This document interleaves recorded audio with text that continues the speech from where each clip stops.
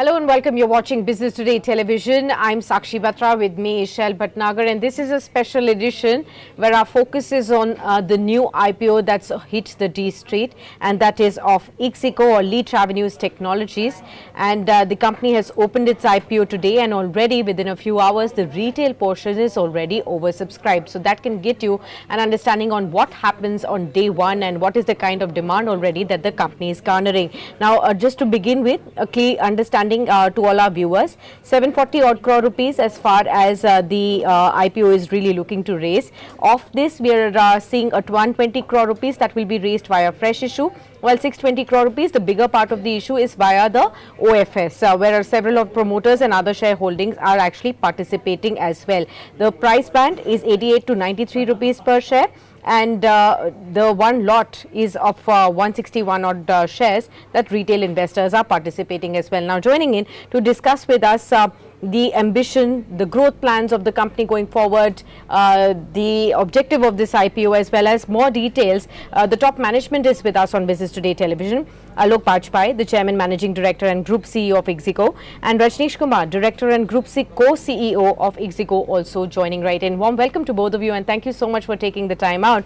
Let's start off by asking you, Mr. Bajpai, do tell us what is it that you're coming on the D Street with, because it's just about a smaller portion, 120 crore rupees that you'll be raising via the fresh issue. What are you going to be doing with this, and what is your entire plan?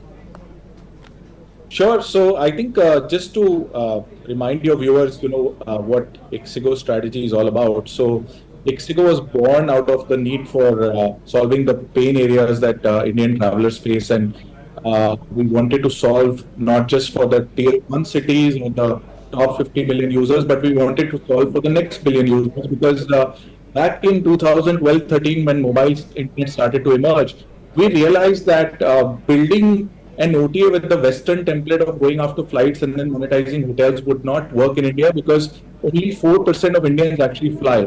And if you look at where most of the travel and transportation happens in India, it happens on trains and buses, whereas flights is only a few percentage of the total transportation that happens between any two cities in the country. So we set our sights on trains and launched a train utility app back in 2015. And that became the most downloaded application in travel over time. And we started monetizing from 2017 by selling train tickets first, and then flight tickets in 2019, and bus tickets through an acquisition that we did, Abhibus, in 2021. We became the second largest OTA in India, the fastest growing, second largest OTA by revenue, the fastest growing one by revenue as well, with a CAGR which was the highest. I mean, if you look at our total growth pre-pandemic to FY23, we grew at 350% total between pre-pandemic and FY23, and that's the highest among all OTAs out there. Now, the reason behind that growth is simple. We built the trust very early with people coming from the smaller towns, people coming from a Ranchi, a Kanpur, an Etawah, a Bhopal, or even a Coimbatore. Actually, if you go out there and see, which applications they use, you will find that a large percentage of them have either ixigo or Confirm Ticket or Abhibus, the three brands that we run, on their phones already, because we had 429 million annual active users. Now, we are raising 120 crores now to do 2 or 3 things. One is, as our business expands, our working capital needs are expanding as well in line, because categories like flights, where we are running bank offers, where we have ixigo Assured, where we are refunding customers instantly, not waiting for the money to come back from the airline later, or I think we are trying to be as customer centric as possible there, and that's leading to obviously some working capital needs. Secondly, on technology and AI, and Rajneesh will talk more about it in a bit, but essentially we are seeing ourselves, as a company that invests very early in new age technology, and so we are investing part of our proceeds in that, and then there's optionality on using some proceeds for any future acquisition, which at this point there's no identified one. Okay. Alok, welcome to the show, as also Rajneesh, a very warm welcome to you. I think one of the most exciting places to be in India is in the aggregating of tourism and travel. Ladies and gentlemen, we were talking upfront before this show started, and all four of us are from North India. I can assure you, you can find more Delhiites in Shimla and parts of Himachal than in Connaught Place. So with that background in mind, Alok, I'm sure this is a great time to be in this kind of a sector. Sakshi and I track all airlines, and we can assure you that the footfall at Delhi's airport or the airline ticketing that's happening is phenomenal. So this is a great place to be. But you are also buffeted by intense competition in the market, which is characterized by many OTA platforms such as yours. With the 1.2 billion or 120 crore rupees that you want to raise, how much of it will go into working capital, how much of will go into tech, and what are the other investments that you would be making? Just a background, this is a profit making enterprise which is doing phenomenally well, and trailing 12-month profit was 70 crores. Alok. Yeah, so about 45 crores is allocated for working capital, close to 26 crores being allocated for technology investments, and the balance, the GCP portion obviously is there, and then up to 25% of the total issue size for the primary can be used for acquisitions in the future. So that's how the broad split is.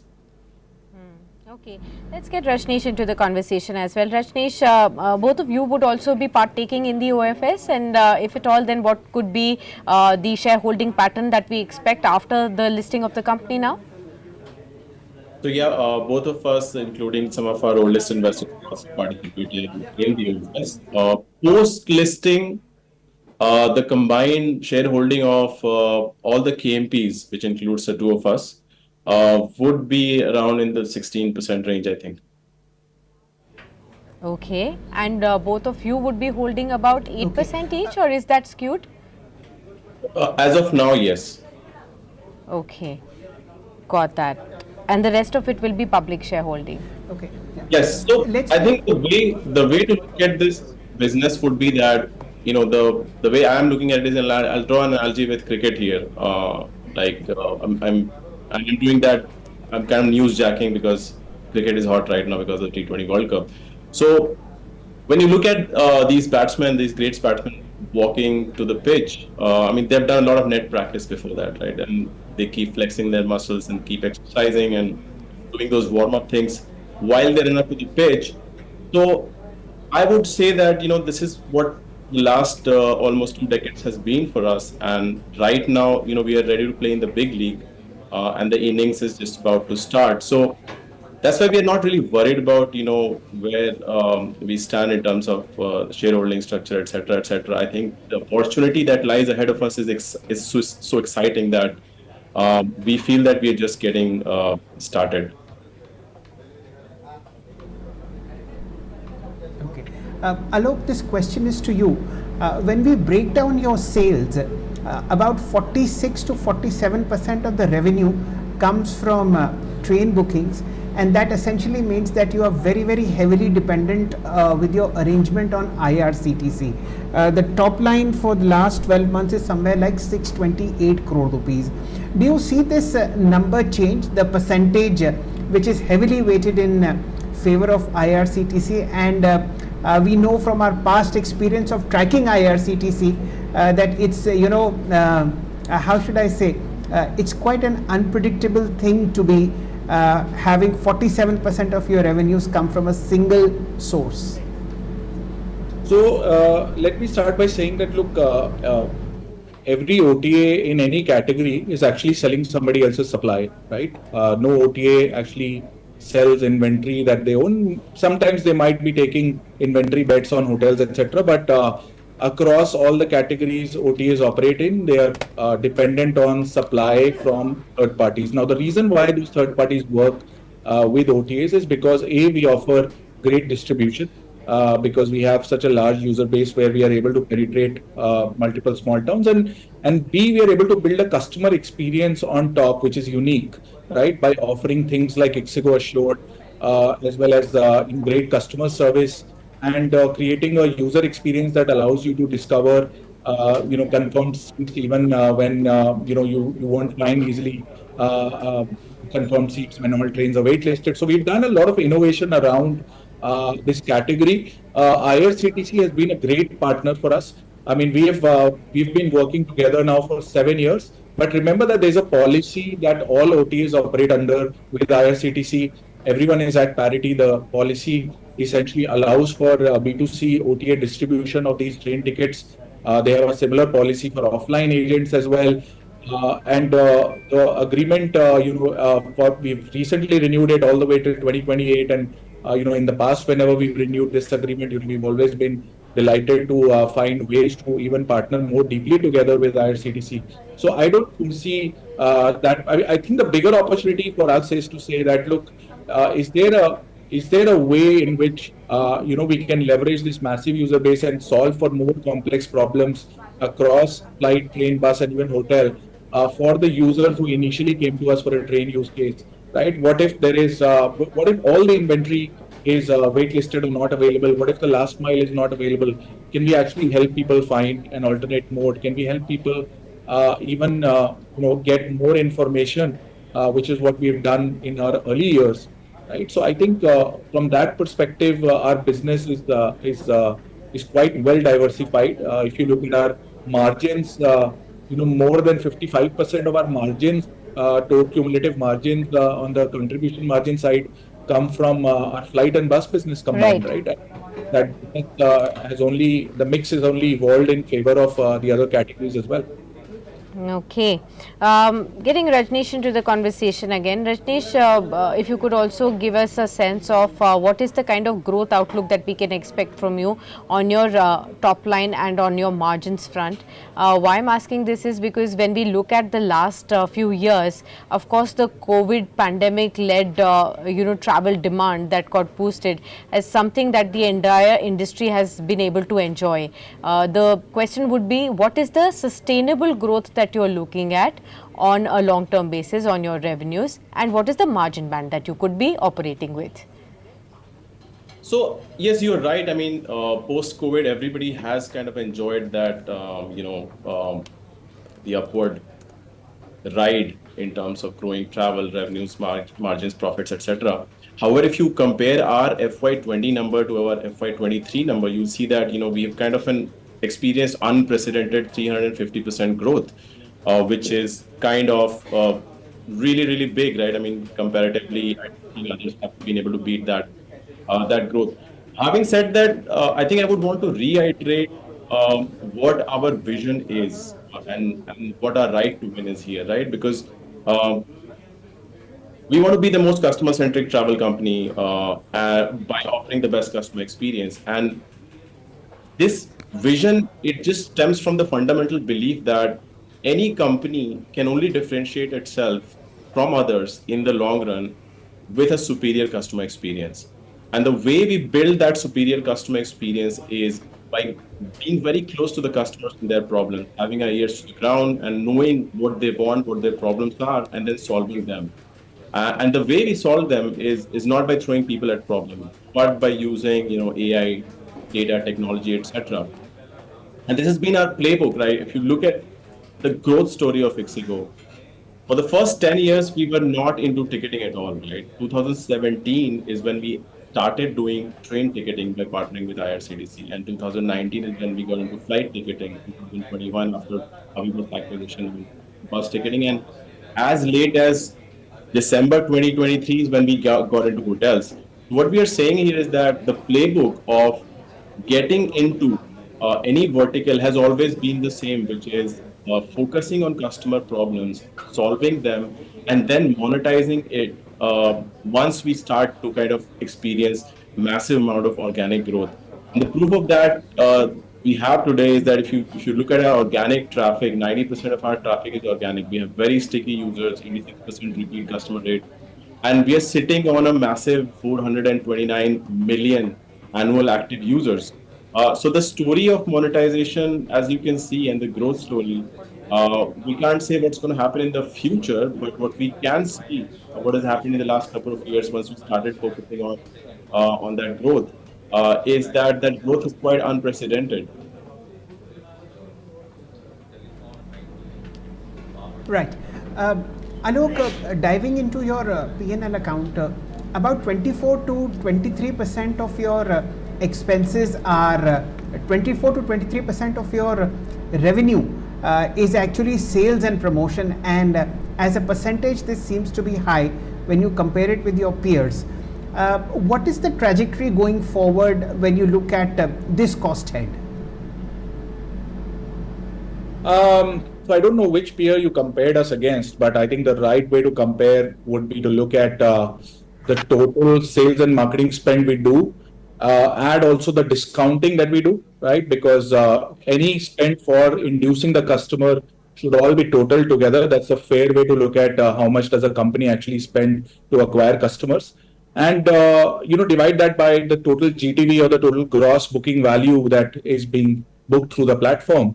And I think the moment you compare on that metric, you will find us as being one of the most efficient OTAs out there, right? I mean, we would definitely not end up at the top on that in terms of what we spend back out of the total ticketing value that we get from the customer.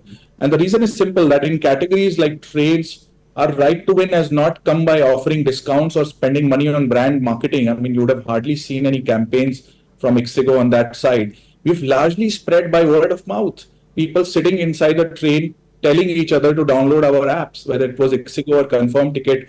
Most of the growth came like that, or by ranking very well on the Play Store for all any possible search related to travel. We've always been the stores really appreciate our app ratings, right? We have very high app ratings, and both Google and Apple app stores, Play stores, we've been ranking very well, and that has allowed us to gain significant penetration, right? So I don't think we are dependent as such on marketing, but we'll not be shy of making investments.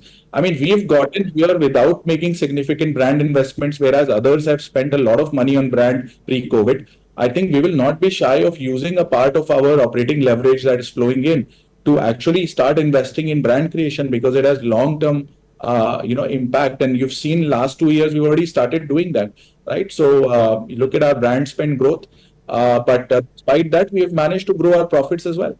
Sure. Rajnish, how about your outlook on the market share? And currently, I think it's about 6 or 7%. If we look at the kind of details that we have, where do you see it improving to? And if you could also compare it with the industry and tell us, what is the kind of growth vis-a-vis the industry that you will be able to achieve? Trains, despite being the market leaders in terms of market share, I think you were talking about the overall GTV market share, but let me go into product wise.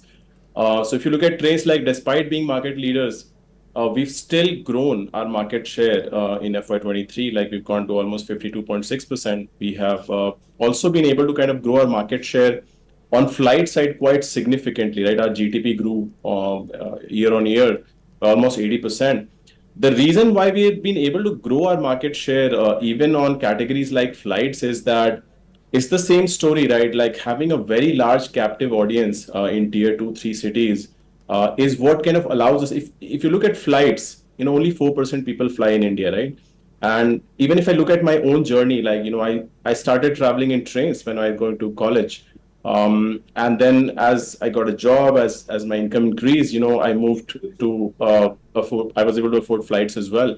And I think that story is what plays out in our country all the time, because we are a train first audience here when it comes to travel. And so we are able to kind of see that happening as soon as new airports come up in places like, Ayodhya, Jharsuguda, etc.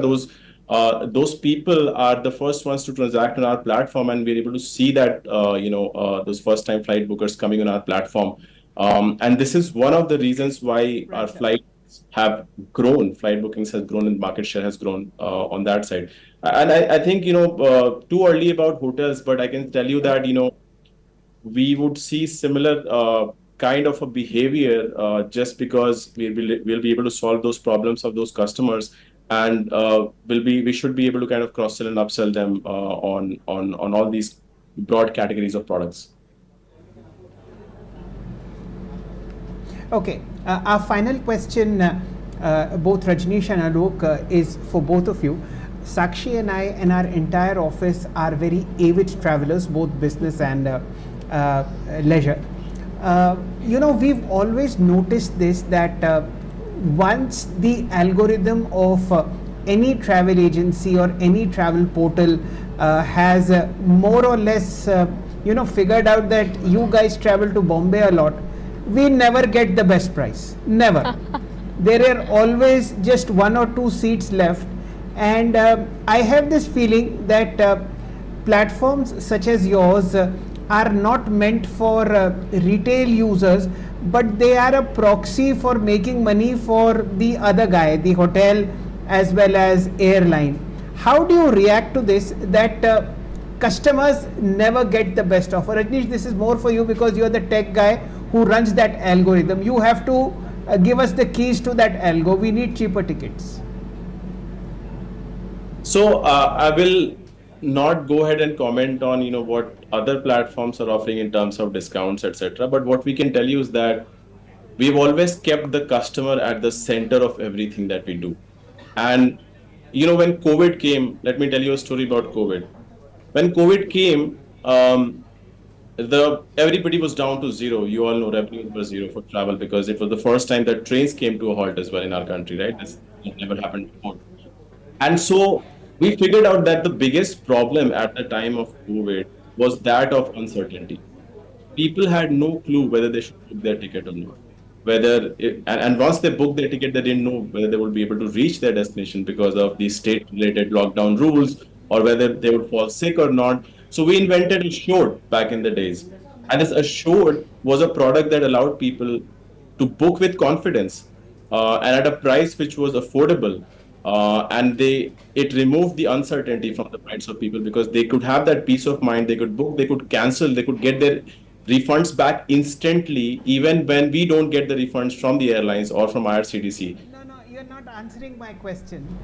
No, you're not answering my question. My question is that as customers and very, very frequent travelers, we never get the best price. It's either the money is going to the travel agency or the travel portal, or to the airline like Indigo or a 5-star hotel like the Taj Group or the EIH. We don't get the best price, I assure you. Let me try to answer your question. I think we are sitting at a unique moment of time where the COVID bounce back and the behavior change has led to unprecedented demand. The supply side hasn't caught up yet. If you look at airline capacity, and thanks to the Pratt and Whitney issues and obviously the grounding of Go First, there is an acute shortage of planes in the country. The demand is there. The fares can be lower if we had more planes today, but the fact is that we've run out of capacity. If you talk about the 5-star hotels, the country is facing a very similar predicament. We have the demand, we don't have enough 5-star hotel rooms, right? You talk about trains has perennially always been sold out when we actually went last minute to book them. So what I think is that we should thank God for such a nice problem to have as a country, right? You have unprecedented demand for travel. You don't have enough capacity creation. But trust me, capacity creation is the easier part. There are countries where you have huge capacity and you don't have enough demand, right? We are a country where demand is bursting through the seams. You were talking about the hill stations where you have an unprecedented number of footfalls. All we need to do is create enough capacity to absorb that. There's a huge economic uplift that can come if the country can create enough capacity, right? And I think that's a great problem to solve for all the suppliers and all the OTAs in the country.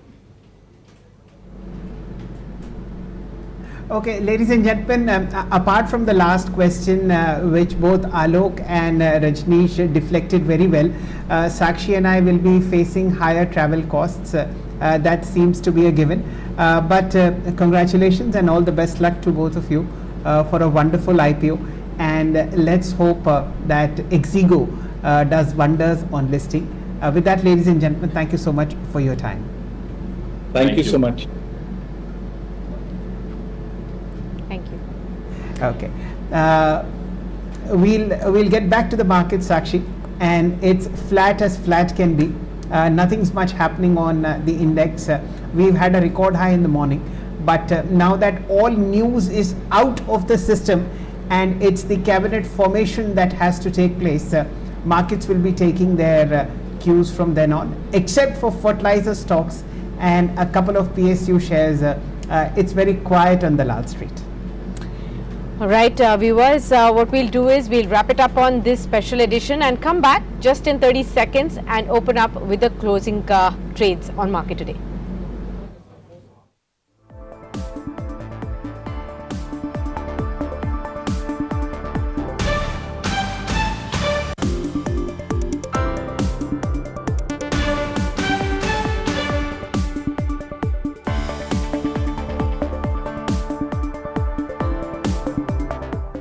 Welcome. You're watching Business Today Television. I'm Sakshi Batra. With me is Shareholder Bhatnagar, and this is Market Today, a show where we'll help you understand the closing action on the D Street. Remember, the markets are absolutely flat right now, 23,288 as far as the Nifty is concerned. The Nifty Bank also absolutely flat right now, just about a 30-point uptick can be seen on this, 49,833 on this one. Barring the metals, auto and the IT space, rest of the sectors are still holding up. It's the small caps which is continuing to gain traction, 1.5% higher, and among the sectors you have realty, pharma, PSU banks which are holding the top spot, 1% up or so can be seen on this one. Among the top Nifty movers you have the industrials, especially the cement makers like Ultratech, Grasim as among the top movers. You also have Hero Moto which is up by 2.7%. Power Grid, Cipla and Nestle are the other big movers in trade right now. On the downside, however, the IT names, remember, which were holding up into the green over the last entire week, has now slipped into the red, and therefore you see Tech Mahindra, Infosys, Wipro, LTI, Mindtree, all of them really dragging and are among the top losers as far as the Nifty is concerned. Among the broader markets, of course, remember we were discussing in the early morning trading session as well, several of the stocks are actually up and about in double digits, hitting their 52-week highs and all-time high levels as well. Some of those I'll just mention. Some fertilizer makers, remember, with the monsoons coming in, the entire pack seems to be in the thick of action. So National Fertilizers is up and about. You also have stocks we do have some more stocks from this space. Rallis India is up and about. You have Jain Irrigation Systems, that's up. Fertilizers and Chemicals is also up and about in trade right now. Apart from this, you have some other stocks that are moving very, very strongly. You have Premier Explosives from the defense space that continues to move up higher. You also have stocks like EIH Hotels as doing very well in trade right now. So those are the stocks that are actually up in double digits, upwards of 10% odd or so right now. Good afternoon, Shell. Good afternoon, ladies and gentlemen. It's a flat day as far as the main indices are concerned. Remember, last week the Nifty rose 720 points or 3.5% amid the most volatile 5 sessions that anybody in the market would have experienced. Given that background in mind and the fact that the cabinet formation is yet to take place, the Nifty is now slowly digesting and consolidating those gains. I'll just put the Nifty IT index right there in front of you, down about 2%, 684 points. Nothing to be worried about. If you look at the previous 5 sessions, the Nifty IT index, ladies and gentlemen, has gained actually 4,000 points. From a low of about 31,320, you have a high of about 35,250 on Friday's close. So those gains are also getting absolutely absorbed. But take it away from the fertilizer space. RCF, it's now up 9%. Look at FACT, up 13%. Look at GSFC, GNFC, look at how Madras Fertilizers is doing. Rains across Maharashtra and rains across the southern peninsula on both sides is now fueling demand for not only fertilizer stocks but actually fertilizers as well. Therefore, you see this very, very strong rally happening in all PSU fertilizer stocks. And Sakshi, one more thing I'd like to point out. Prime Minister Narendra Modi, after assuming charge of the PMO for the 3rd time in a row, the first thing that he has signed is the 2,000 rupee deposit that goes to farmers, and that also possibly will be adding to the fertilizer demand for sowing. Sakshi. Right, we also have our guest now joining in. Let's welcome on the show. We have our first guest with us. That is Mr. G. Chokalingam is now with us. Warm welcome to you, sir. Thank you so much for taking the time out. He's from Economics and you've found him many times on the channel as well. But good to have you, Mr. Chokalingam, right after the entire dust has settled as far as the election volatility was concerned. The last week has passed by, but again, we saw record high moves in markets again today. Where do you see the markets headed from here, and what do you think is the texture of the markets going to be? Yeah, very interesting question. Definitely, I have a firm view. There is no change in the medium to long-term outlook. In fact, we have given $7 trillion to $8 trillion market cap in another 4 years. However, in the short term, there could be a lot of volatility with downward bias. Because if you look at the previous experiences of coalition government, market used to be highly volatile. The first 1 year of government formation and again the last 1 year of the government tenure, and markets have highly fluctuated and they corrected significantly. I am of the view that the present government would last a full term. However, the kind of news flow one can expect in the short term can impact the market, and but ultimately the journey will be towards upturn only in the next 4 years. So we have suggested that clients continue to sit on 5 to 10% cash and have a bottom-up approach and cautiously buy the individual stocks whenever there is any adverse news flow and market corrects. So that's our view in the short term.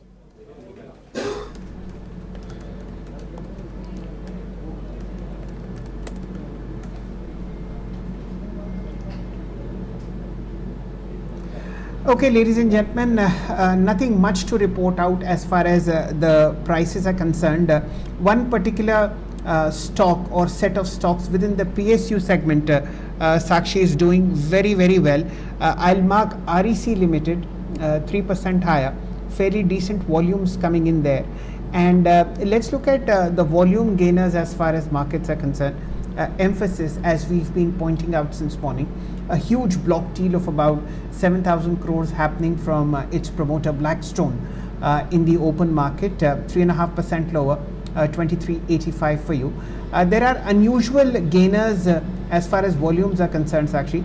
Idea Cellular in the green, 15.88 for you, and 1,500 crores worth of transactions happening. Like I said, it's a very quiet day, and you can make out from the complexion of how the top traded counters are placed. Adani Enterprises, again, next to no move, 0.5% higher, 1,500 crores worth of transaction happening. RECL, I had pointed out, 3.3% higher, about 1,400 crores worth of transactions happening. So if you have momentum, that's only in the private and the public fertilizer space. Deepak Fertilizers now clicking away merrily, 4.5% higher, 605. Mr. Chokalingam, good afternoon. Shall this side. Would you have a favorite in the fertilizer space, whether it's the government PSUs or the private sector? Which one do you like, sir? Right now, we do not cover fertilizer stocks because, in the last quarter also the performance was quite bad for most of them. The food grain production is estimated to go down for the current crop year ending June 30th. And going ahead also, it is too early. Just because the monsoon has arrived, one cannot conclude that it's going to be successful. Because I have seen in the last 30 years, there are many times, first 2 months it's a phenomenal, next 2 months it has been, complete wash out. So I won't jump on now. And also the government has been talking about, going zero budgeting for agriculture. Last government itself proposed that. That is basically reducing, the chemical fertilizer. And there's a lot of attempt to promote nano fertilizer by all PSU fertilizer companies. So therefore, I would, rather sit on sideline instead of buying fertilizer stocks now.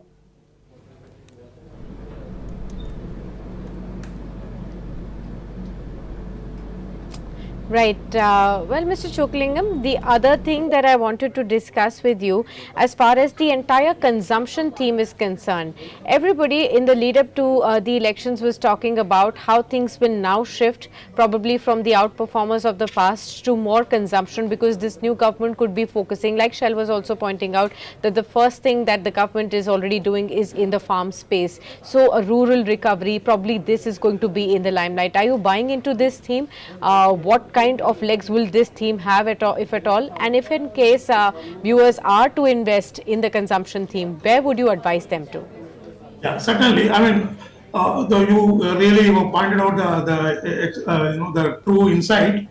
After this election mandate, yes, there is a possibility of this government focusing more on the public and farmers particularly, and there should be a lot of push towards rural capital expenditures. To build the base in rural India, and one can look at ITC. Followed by Nestle. My first preference is for ITC because we have estimated that ITC hotel can be listed even close to 200 rupees per share based on the valuation of EAH and the Indian hotel which they command on the market now, and followed by Nestle. These are the two picks one can consider to play on possible turnaround in the rural economic story. Okay. Mr. Choklingam, within the defensive SPAC, and if I ask you on the pharma space as well, which stock continues to be your favorite? Would you still go with Indoco? Yes, definitely. The small pharma stocks always go through a lot of pain. Even when I recommended JB Chemical, it went down by 40% before the stock going up 20 times. It's a great opportunity. In fact, when it touched 300, we reiterated Indoco Remedies. I stand by that. It's an excellent stock to buy. One more stock after we spoke last time, which we initiated now, is Innova CapTab. It's a new IPO, pharmaceutical company. IPO was around 358. Now the stock price also not much beyond the IPO price. The IPO was oversubscribed to 55 times. Not only that, what I like most about the Innova CapTab is that it has got a 1.25 lakh retail network. They are present within India, even outside India. Within India, 14 out of 15 Indian formulation companies are their customers. Outside India also they have been doing well in terms of contract manufacturing, and in India in terms of generic formulations. So this is another stock in the pharma space. I have developed extreme confidence. Okay, Mr. Chokalingam, I couldn't get the second company. The first one we know is your favorite, all-time favorite, Indigo. What was the second pharma stock that you mentioned? IPO of 350? Innova, INNVO, Innova. You have a car brand, no? Innova. So Innova Cap, CAP Cap. Innova CapTech. Yeah, it's a capsule and tablet. Short form is CapTab. Yeah. It's a new IPO. In fact, Yes. this company is investing 750 crore in Jammu and Kashmir. If my memory is right, they have got a tax concession for 250 crore. They will be saving on GST. And it's a beautiful company. I studied it's a fast trend. I would say that, I don't want to mislead the investors by giving high hope. But for me, it looks like a mini emerging Divis Lab. I would say mini Divis Lab. So its attributes are all quite common to Divis Lab. And, Okay. Yeah. Okay, ladies and gentlemen, the name of the company is Innova CapTab. It's trading at almost 500 rupees today, and the IPO listing was somewhere like 453. So these are the two companies that are most difficult person to please. Mr. Chokalingam has suggested one and all-time favorite, Indoco Remedies, and of course a new one now, which is Innova CapTab. Thank you, Mr. Chokalingam. As always, we look forward to great learnings from you. And today the time is short, but like I said, life goes on. We'll be in touch with you very shortly. Our next guest today is Mr. Brijesh Singh. He's joining us from Stock Access, where he's the senior technical analyst. But for the moment, if you're looking at the Nifty and the Bank Nifty, they're absolutely flat. If you're interested in IT, then today is a day to take rest. And as far as the other indices are concerned, business today tracks 19 for you. Out of 19, 16 are in the green, led by the Nifty small cap 100 index, 1.5% higher, 17,490. A very warm welcome to you, Brijesh. Any view that you would have on the main index, Nifty or Bank Nifty, and two stocks from you? So good afternoon, Sahilji and Sakshiji. Regarding with the Nifty has been concerned, I'll first of all would be saying that Nifty has been trading in the range. No doubt after the oath ceremony has been taken by the third time of Modi 3. Now the time is that the Nifty, what has been doing is been slightly consolidating near the resistance zone. So for me, if I would be saying Nifty, the immediate support would be 23,050 to 23,100. That is the support which I would be looking for. If that thing works, then 22,700 would be coming into play. But I feel that 23,000 or 23,100 mark should be hold on. Regarding with the resistance point of view is been concerned, then 23,400, 23,500 is a level of the resistance, and if we pass on, then 23,800. So in short, I would be saying Nifty should be trading in the range of a broader picture range would be 23,800 on the higher side, followed by 22,600 on the downside. And if I narrowed out that range, then 23,000 followed by 23,400 would be coming into play. Bank Nifty has been considered, and I would be saying again same pattern has been found out what Nifty has been doing, consolidating towards the resistance band only at 49,300 to 49,400 is a level of the support which I would be looking for Bank Nifty, and resistance by it would be 50,100 to 50,200. This is a very narrow range, and if I look the broader range, then 48,900 or 49,000 would be coming in the play on the downside, and on the higher side would be 50,700 to 50,800. Regarding with the stock has been considered, the two stock which I would be looking for would be number one would be Hudco. When I have was just about to mention or to write down, it was somewhere trading on 264, now it moved up to 268. Still considering it on the buy side. So 268 has been trading at this level, or any dip towards the level of 264. One can take a buy call in it. The target would be 277 followed by 290. There are the two targets which I would be looking for. Hudco. Stop loss would be on the little bit on the deeper side, somewhere around 252, 255 is the support lies. So one can take a stop loss of 250, play for the target of 277 and 290. Second stock would be Gale, that is on the sell side. Stock has been looking weak and is not able to surpass the level of 220 or 222 mark, and that if I see the today high was somewhere around 217 or 18, and from there it has moved down, but that too with the increase in volume. So 209 it's been quoting in the in spot. So present level or any jump towards the level of 212, one can take a sell call on it with the stop loss of 216 and play for the target of 197 to 200, and time frame to hold this counter would be again 2 to 4 trading session. Okay, got that. Apart from this, I wanted to take your view on the entire cement pack also, and this is why, because even we've broken on Business Today television, our colleague Chetan Bhutani has broken this, that the government is now looking at 2 crore more rural housing projects as well, and this could be coming in tonight's cabinet meeting as well to get an approval from that. Would that mean an additional demand surge for the entire cement space? We're already seeing some of them buzz in trade, and if yes, then where would you be more comfortable to put in fresh money? So Sakshi, if I talk about the cement sector, like looking the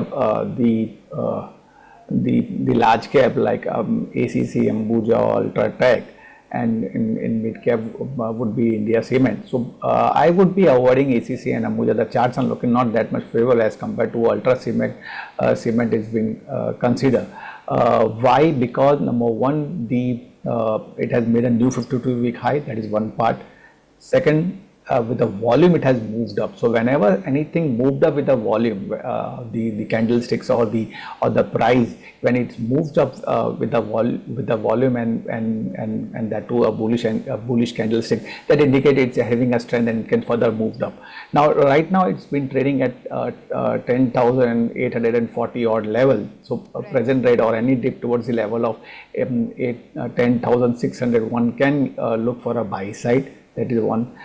Support wise, it comes at around 10,100. One can keep that thing as a stop loss.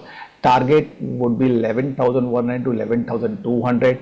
And if someone has a time frame of say a week or a 2-week time frame, then it can move up to 11,600 to 11,700 odd level. Regarding the mid cap, India Cement has been considered. So right now it is quoting at 219. So I would be waiting this counter to come somewhere around 215 or 16 odd level. There is your risk reward ratios would be in your favor. So if it trades somewhere around 215 to 16, one can take a buy side in it, keeping a stop loss of 205 and play for the target of 228 to 230.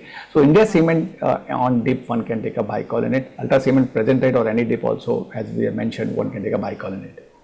Okay, fantastic. Okay, so there are some source-based news that we are getting on Business Today Television. Sources are telling Business Today Television that Union Budget is likely to be tabled on July 8. So that's going to be an extremely important event from the perspective of stock markets. Now that the government is formed, the cabinet portfolios will be allocated, and the next big event that the markets will be watching out for is the Union Budget, which sources are telling Business Today Television may be tabled on July 8. That's less than 1 month from now as well. Rijesh, anything from the budget that the markets will be really looking at, and how do you expect the markets to really move up in the next 1 month right ahead of the Big Bang event now?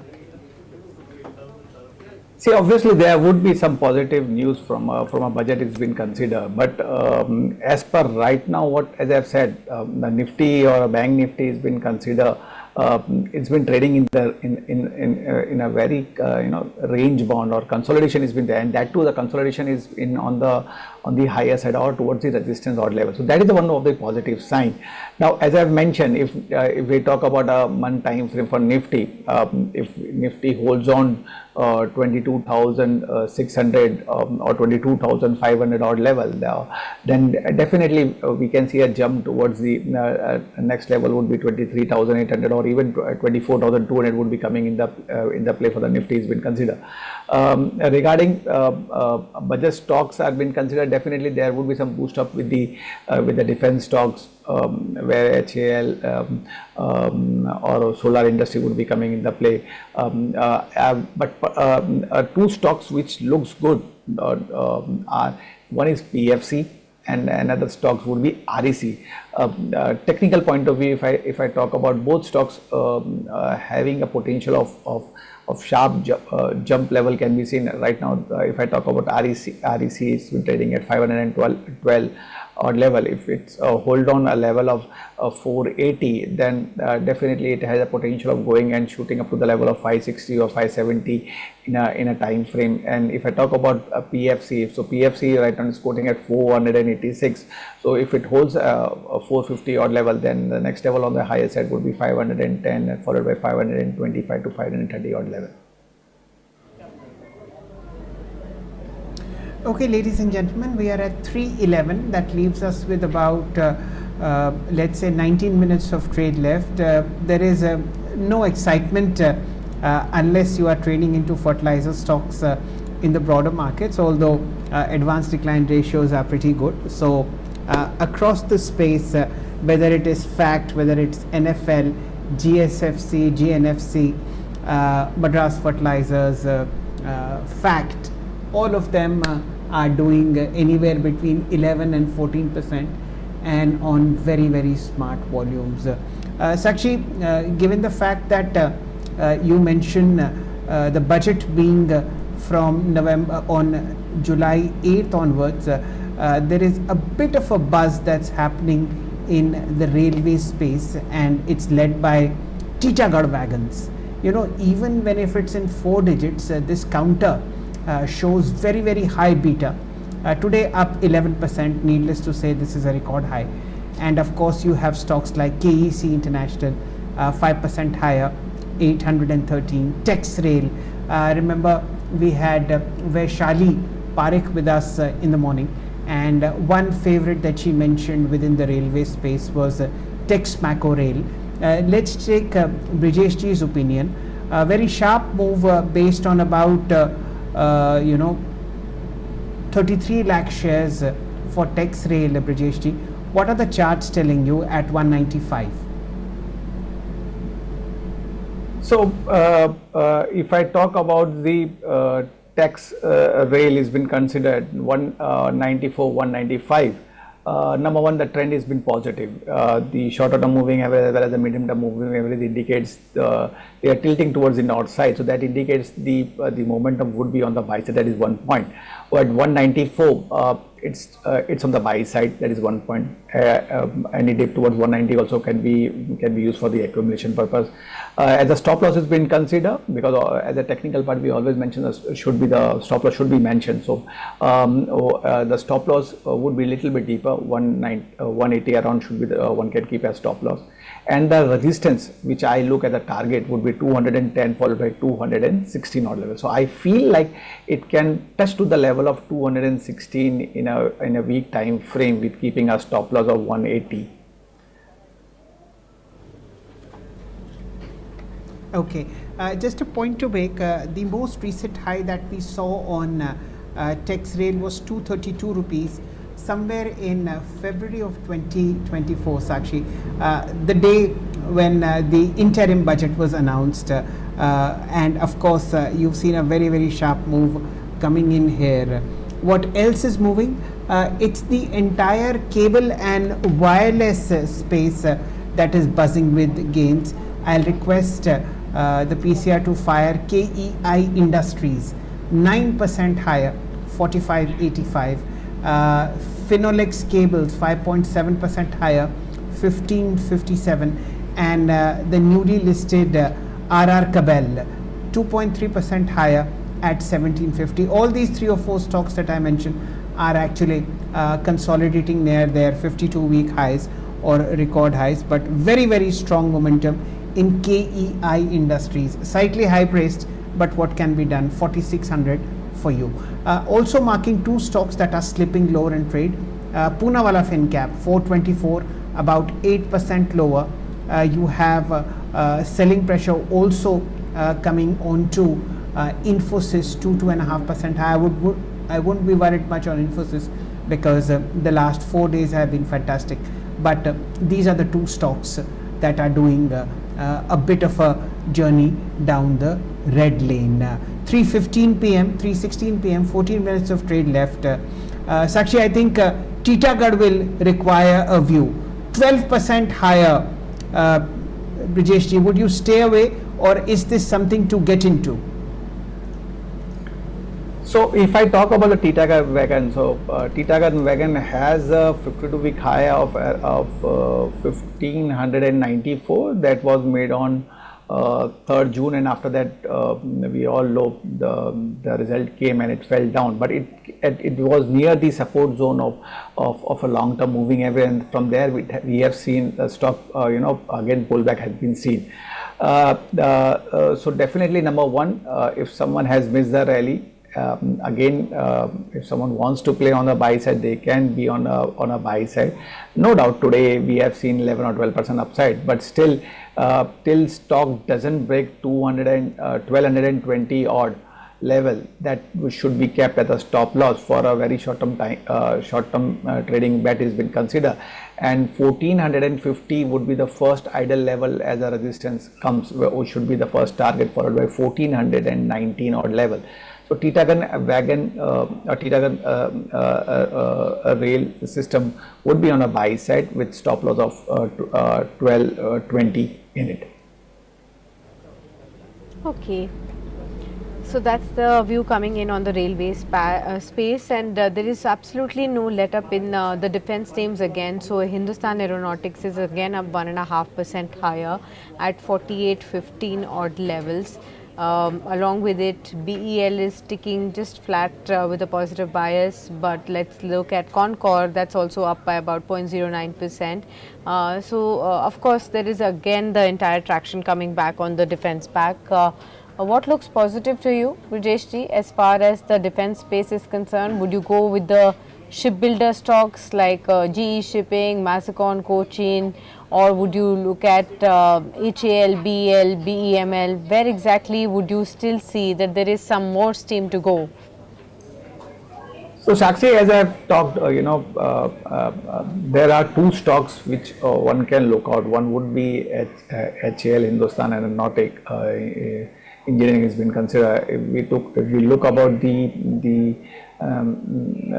daily chart daily chart from November 2023 onward, it was making a higher top and higher bottom formation. That time the stock was been quoting at 1800 or 1810 odd level. From there it has moved up to and made a high of 5444, and after that it has we have seen a profit booking. The profit booking came and the medium term moving average played its role. From there the stock again bounced back. So on 5th of June, if we say, the stock made a hammer candlestick, which again is been known as a reversal pattern. So 4,811 the stock has been quoting right now. If as we have talked about, if someone has a view of a 1 month time frame for the budget point of view has been considered, any buying below 4,700 or I would be saying 4,500 to 4,700 level would be the level where one can take a buy call in it, with keeping a stop loss of 4,100 and then play for the target of 5,300 to 5,500 in HL has been considered. And second stock would be solar industry. The volume is little bit on the low side, but overall if we look at the chart structure, is still on the positive. 9,334 around it's been quoting. So present rate or till the level of 9,100, one can take a buy call in it with a stop loss of 8,600 and play for the target of 10,200 to 10,400. Okay, so those are the few names that you're positive on. What about the BTST calls? Anything that looks positive to you from a BTST perspective, Rajesh? So right now, if I see with the stock has been considered where the buying has been happening, there would be a chemical fertilizer stock like FAT or RCF has been considered. So if someone wants to play for the BTST, then RCF looks good to me. 168, 169 stock has been trading. One can take a buy side in it with a stop loss of 163. Play for the target of 180 around. Even FAT looks good on the chart, as Salji also was been mentioning. 804 around the stock has been quoting. So present rate can be used for a buy side with a stop loss of 785 and play for the target of 845 to 850 odd level. Ladies and gentlemen, 321, there is absolutely no stopping wagon makers. Titagarh wagons, Jupiter wagons and Texrail are occupying a very, very high value in terms of traders' radars. As also, there is absolutely no let up if you are in the fertilizer space. Fact is now 14% higher, 810 rupees, and you have a huge volume of about 687 crore shares that have been traded, 687 crore worth of shares that have been traded. NFL, National Fertilizers, 116.60, 12.81% higher, 373 crore worth shares have been traded. What else is moving? This is Imami Limited. Remember, this stock was also in thick of trade a couple of days back. At about 737, you have a 2.1% uptick. The chart is really overstretched, So I'm just marking the stock in terms of volume, and about 43 crore worth of transactions that have been happening. Let's look at the losers brigade as to what is driving the Nifty lower. And you see profit booking happening in IT, so there is absolutely no problem with Infosys. 32 points contributed towards the red side. HDFC Bank contributing 14 points in the negative. M&M also slipping 1.7% lower, 12 points down on the Nifty. No surprises there. Remember, M&M is one of the best performing Nifty stocks on a year-to-date basis. Dramatic rise. This is a profit booking around all-time highs, so one shouldn't be concerned. What's driving the Nifty higher? Sakshi, we haven't checked this one. This is Ultratech Cement, 10,081. Actually, the entire Aditya Birla Group is in thick demand. We can see the early morning charts of Grasim, Idea Cellular, as also all of last week, Aditya Birla Capital, ABFRL, all of them showing very heavy traction. Axis Bank is in the green, Grasim is in the green, 2.6% higher, and Power Grid and Cipla all contributing a minuscule 578 points to Nifty's uptick. Brajeshji, to you, your choice between Ultratech Cement and Grasim. Both of them are high ticket items, but one of the finest blue chips that have graced the Lal Street. Which one would you prefer? So as we have talked about the cement, a couple of minutes back, I still prefer Ultratech Cement would be my preferable bet. Very short term has been considered, say a week time frame or so, a present rate or dip towards the level of 10,600. One can look for a buying in it. Stop loss we can mention as 10,200 or 100. Play for first level of 11,100.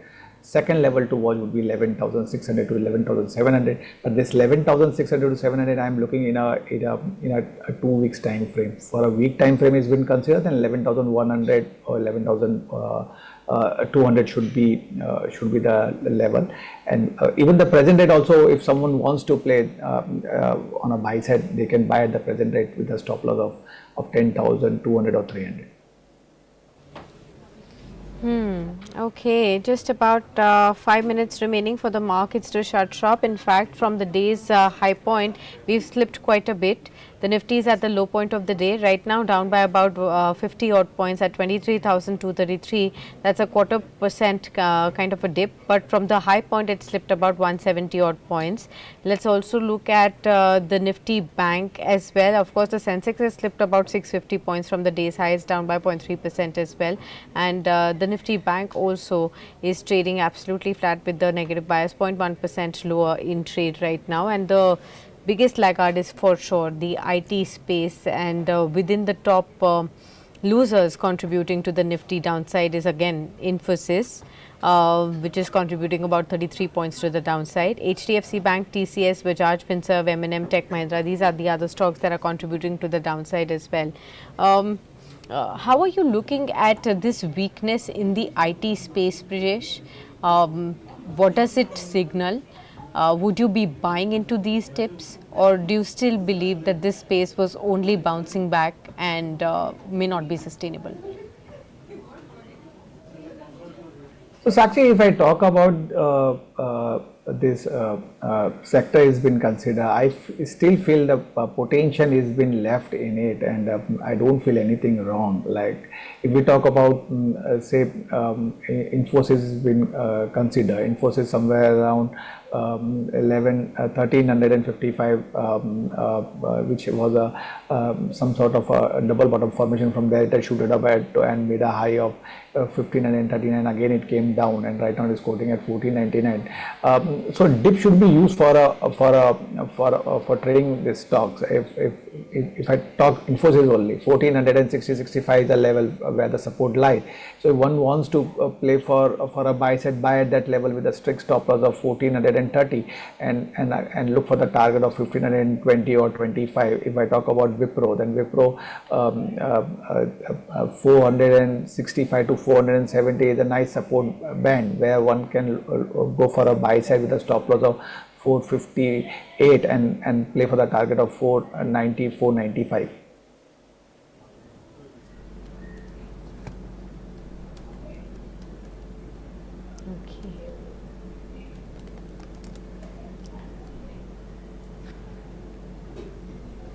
Okay, ladies and gentlemen, 3 minutes left and the Nifty is at its lowest level for the day, ending 53 points in the red. We are just about 2 or 3 minutes from close.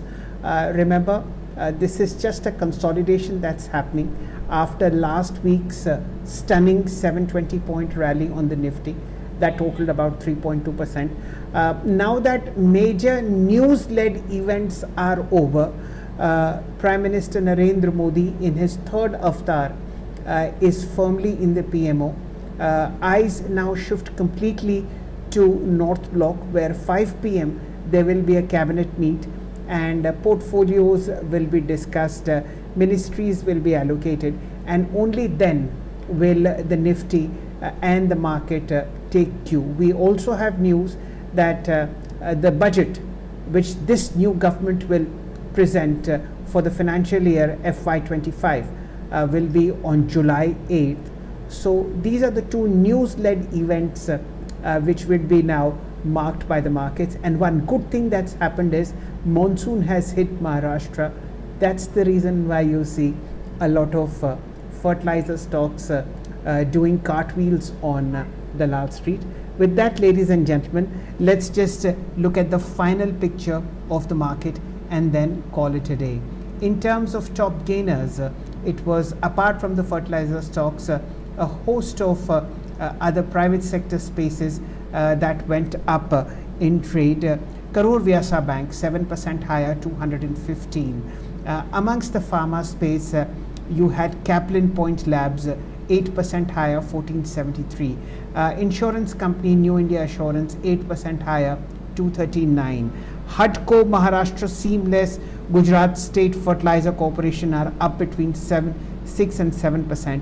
And of course, we'll again mention the kind of rallies that we are seeing in the 3 wagon makers ahead of the allocation of the railway portfolio within the ministries is phenomenal. All 3 of them up between 7 and 9%. In terms of volume buzzers, on the NSE, you have Emphasis, where a large block deal happened, and of course the entire fertilizer and chemical space. That's it from my side, Sakshi.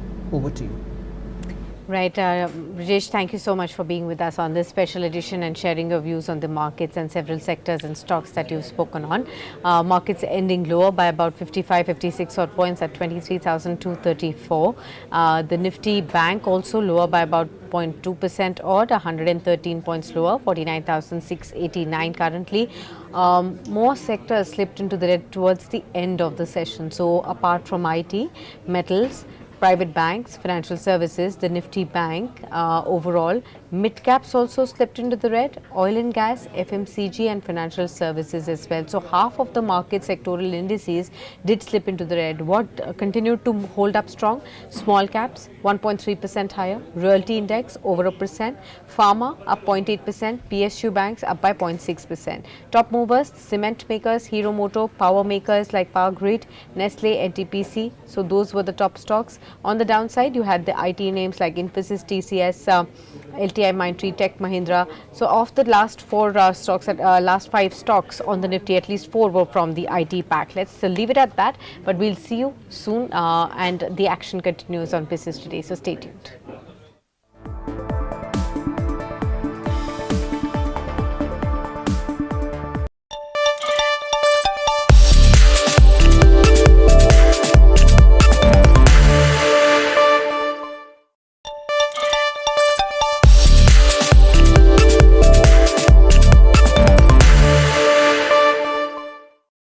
I, Kinjarapu Ram Mohan Naidu, do swearing the name of God कि मैं विधि द्वारा स्थापित भारत के संविधान के प्रति सच्ची श्रद्धा और निष्ठा रखूंगा. Modi 3.0 takes shape.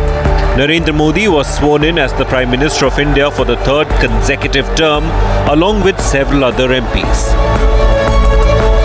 The latest lineup in Modi's cabinet has noteworthy additions from the BJP fold, with leaders like M.L. Khattar, V. Somanna, Shivraj Chauhan, Bandi Sanjay, and Ravneet Singh Bittu and Suresh Gopi. My duties as such Minister of State.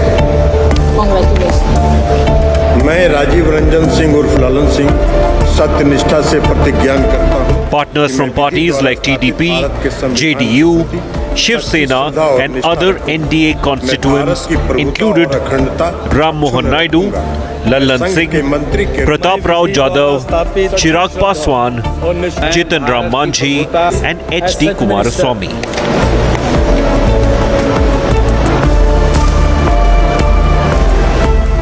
The new leaders who have taken oath in their new roles bring with them a wealth of experience and fresh perspective. Prime Minister Modi's new term has formally begun. His cabinet now features a blend of experience and fresh faces.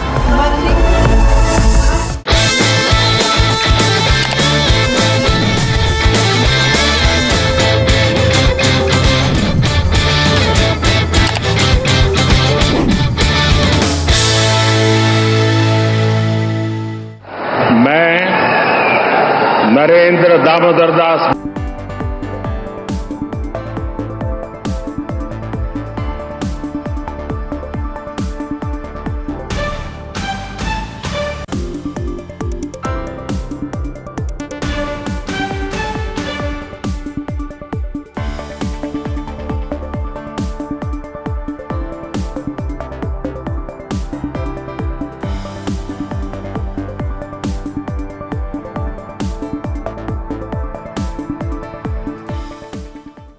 नमस्कार, आप देख रहे हैं business today बाजार। मैं हूं हर्ष शर्मा।